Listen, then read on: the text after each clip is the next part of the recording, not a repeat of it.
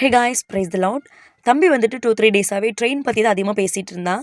அவன் இதுவரை ட்ரெயினில் போனது கிடையாது. ஸோ ஹஸ்பண்ட் சொன்னாங்க, நமக்கு வந்துட்டு வாளையார் டு கோயம்புத்தூர் ட்ரெயினில் போயிட்டு வரலாம் அப்படின்னு. பிளான்லாம் சிம்பிளாக பண்ணிடலாம், பட் அதுக்கான ப்ரிப்பரேஷன்ஸ் தான் ரொம்ப கஷ்டம். எஸ்பெஷலி பேபிஸ் இருக்காங்க அப்படின்னா உங்களுக்கு A to Z கண்டிப்பாக எல்லாமே நம்ம ரெடி பண்ணணும். நான் வந்துட்டு வெண்டைக்காய் சில்லி ஃப்ரை பண்ணலாம் அப்படின்னு தான் ரெடி பண்ணிட்டு இருந்தேன். அந்த கேப்பில் பார்த்தீங்கன்னா பால் நல்லா காஞ்சு பால்கோவோட ஸ்மெல் வந்தது. ஸோ ஒரு டம்ளர் நானும் ஊற்றி குடிச்சிட்டு வேலையை நான் கண்டினியூ பண்ணிட்டு இருந்தேன். சும்மா சொல்லக்கூடாது, உண்மையுமே நல்லா கிறிஸ்பியாக வந்துருந்தது. பட் இன்கிரீடியன்ஸ் எல்லாம் ஒன்றுமே இல்லை, சிம்பிளாக தான். அதுக்கப்புறமா கொஞ்சம் ராகி தோசை மாவு இருந்துச்சு. ஸோ அதுலேயே குட்டி குட்டியாக தோசை உண்டாக்கி அதில் ஹனி ஆட் பண்ணி அது ஒரு பாக்ஸ் எடுத்து இதெல்லாம் பண்ணுறது கொஞ்சம் ரிஸ்க்காக இருந்தாலும் அவங்க ஹெல்த்துக்கு ரொம்பவே நல்லது. இப்படியே ரெடி பண்ணிட்டு இருந்தா ட்ரெயின் தான் போயிடும்னு சொல்லி நாங்கள் சீக்கிரமாக இறங்கிட்டோம். நம்ம எப்போ சீக்கிரமாக போகிறோமோ அப்போ தான் அதிகமாக வெயிட் பண்ண வேண்டியது. அந்த கேப்பில் பார்த்தா என் பையனுக்கு வெண்டைக்காய் சில்லியோட ஞாபகம் வந்துடுச்சு. எடுத்து கொடுக்கத்தான் செஞ்சு அப்போவே காலி பண்ணிட்டாங்க.